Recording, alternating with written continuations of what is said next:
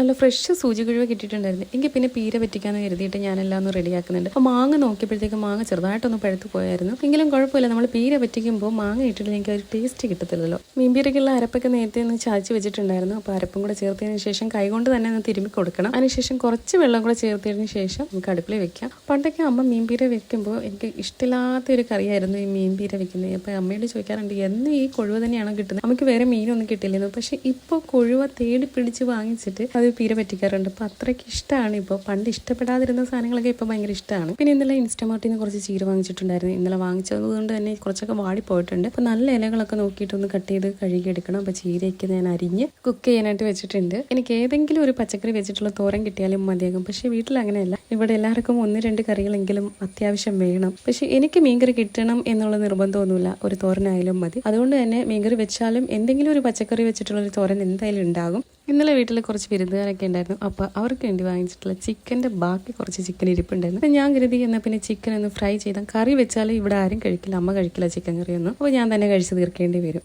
കുറച്ച് സ്ലോ ആണെങ്കിലും എല്ലാ കറിയൊക്കെ ഞാനൊന്ന് ഉണ്ടാക്കി തീർത്തിട്ടുണ്ട്. ഇടയ്ക്ക് ഞാൻ 2 പപ്പടവും കൂടെ കാച്ചിട്ടുണ്ടായിരുന്നു. അതെ, ഞാൻ കഴിക്കാൻ പോവുകയാണ്. നിങ്ങൾക്ക് ഇതിൽ ഏത് കറിയാണ് ഇഷ്ടപ്പെട്ടെന്നുള്ളത് കമൻറ്റിലൂടെ പറഞ്ഞേക്കണേ.